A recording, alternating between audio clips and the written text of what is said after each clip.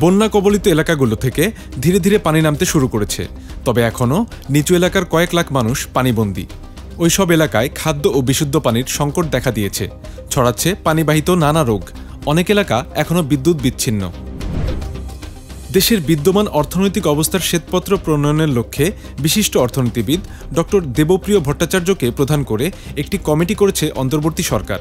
বৃহস্পতিবার এ বিষয়ে প্রজ্ঞাপন জারি করেছে প্রধান উপদেষ্টার কার্যালয়। শ্বেতপত্রে দেশের বিদ্যমান অর্থনীতির সামগ্রিক চিত্র থাকার পাশাপাশি অর্থনীতির বিষয়ে সরকারের কৌশলগত পদক্ষেপ গ্রহণ, এসডিজি বাস্তবায়ন এবং এলডিসি থেকে উত্তরণে করণীয় বিষয়ে প্রতিফলন থাকবে। কমিটিকে আগামী 90 দিনের মধ্যে প্রধান উপদেষ্টার কাছে প্রতিবেদন দিতে হবে।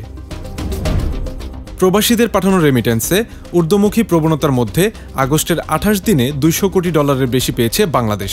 রেমিটেন্স নিয়ে বাংলাদেশ ব্যাংকের সর্বশেষ প্রতিবেদন অনুযায়ী গত 28 আগস্ট পর্যন্ত প্রবাসী বাংলাদেশিরা আনুষ্ঠানিক চ্যানেলে $207 কোটি দেশে পাঠিয়েছেন। 2023 সালের আগস্টের একই সময়ে রেমিটেন্স প্রবাহ ছিল $143 কোটি।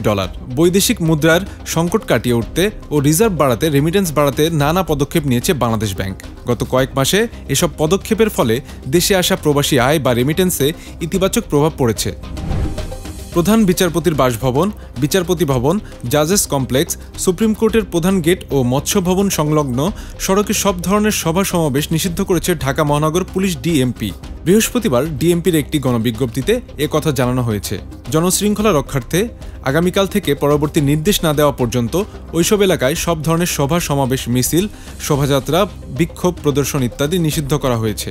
এর আগে গত 26 আগস্ট সচিবালয় ও প্রধান উপদেষ্টার বাসভবন, যমুনার আশেপাশে যে কোনো ধরনের সভা সমাবেশ, মিছিল, শোভাযাত্রা, বিক্ষোভ প্রদর্শন নিষিদ্ধ করেছে ডিএমপি। রাওয়ালপিন্ডিতে বৃষ্টির কারণে বাংলাদেশ পাকিস্তান টেস্ট সিরিজের দ্বিতীয় ম্যাচের প্রথম দিন স্থগিত। স্থানীয় সময় সকাল 9:30টায় টস হওয়ার কথা থাকলেও বৃষ্টির কারণে তা করা সম্ভব হয়নি। এদিকে প্রথম টেস্ট জিতে সিরিজে লিড নিয়েছে বাংলাদেশ।